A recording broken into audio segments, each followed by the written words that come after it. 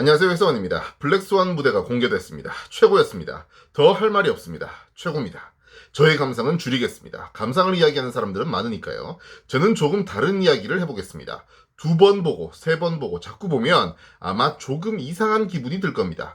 저도 많지는 않지만 나름 아이돌 그룹의 무대를 좀 봤다면 본 사람인데 이번 블랙스완의 무대, 전형적인 아이돌 무대와는 조금 다르지 않나요? 일단 맨발이라는 점, 춤선이 조금 다르다는 점, 화려한 조명이 아닌 어둡고 푸른 조명 등등 이런 장치들이 우리를 조금 이상하면서도 신비로운 기분에 빠지게 합니다. 일반적인 아이돌 무대와는 달라요. 제가 늘 말씀드립니다. 방탄소년단의 앨범이나 무대 컨셉은 우연이 없습니다. 모두 의도된 것들이죠.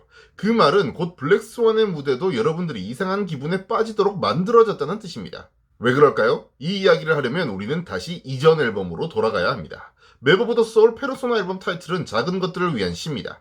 작은 것들을 위한 시는 방탄소년단이 역사적인 세계 스타디움 투어를 마치고 내놓는 첫 번째 앨범의 타이틀입니다. 그만큼 예전보다 훨씬 큰 기대 속에 나온 곡입니다. 그런데 분명히 당혹스러웠던 팬도 있었을 겁니다. 페이클럽과의 차이가 너무나도 컸던 데다가 너무나 전형적인 미국 보이밴드의 이미지를 그대로 담고 있었으니까요. 아주 일부이긴 하지만 미국 시장 공략을 위해서 일부러 전형적인 미국 보이 팝밴드 컨셉으로 나온 것이 아니냐는 평가도 있었습니다. 제가 아까 뭐라고 말씀드렸습니까? 방탄소년단에게 우연은 없습니다. 모두 의도된 것들입니다. 자, 보세요. 이전 앨범 제목은 페르소나입니다. 말 그대로 작은 것들을 위한 시는 방탄소년단의 페르소나입니다. 방탄소년단은 아이돌로서 미국 보이밴드 같은 이미지를 당연히 강요받았을 겁니다. 오히려 대중들은 그런 모습을 좋아하죠. 현재 블랙스완이 압도적으로 차트 1위를 차지하지 못하는 이유도 이것과 연관이 있습니다.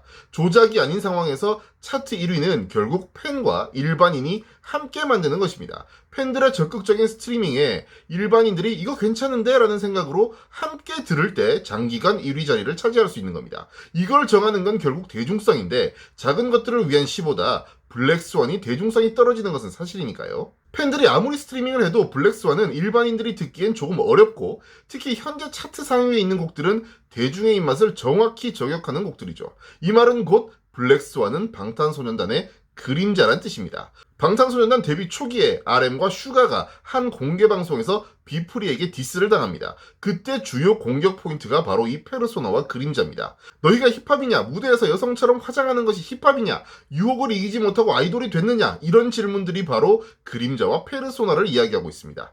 방탄소년단을 디스했던 비프리는 방탄소년단의 페르소나만 본 것이죠. 하지만 방탄소년단은 커넥트 BTS와 블랙스완 등 일련의 프로젝트를 통해서 드디어 자신들의 그림자를 가감없이 드러내고 있습니다. 그것은 당연히 대중성과는 어느 정도 거리가 있고 팬들과 일반인들을 조금은 이상하면서도 신비로운 기분에 빠지게 만드는 것이죠. 이번 앨범 메버 오브 더 소울 7 앨범과 일련의 프로젝트가 조금 어렵고 까다롭게 느껴지는 분들이 있으실 겁니다. 걱정하지 마세요. 그것은 방탄소년단이 의도한 것이니까요. 이전 앨범에서는 아이돌로서 자신의 페르소나를, 이번 앨범에서는 아티스트로서 자신의 그림자를 보여주고 있습니다. 페르소나가 대중적이었다면 7, 특히 블랙스완은 당연히 어려울 수밖에 없습니다. 그렇다면 이제 우리는 다음을 생각해봐야 합니다. 이번 메버 오브 더 소울 전체를 관통하는 주제는 바로 이겁니다. 페르소나와 그림자 사이의 균형을 찾아서 진정한 자기를 찾고 만들어라. 작은 것들을 위한 시는 페르소나, 블랙스완이 그림자라면 다음은 네, 그렇습니다. 균형을 찾고 진정한 자기를 완성한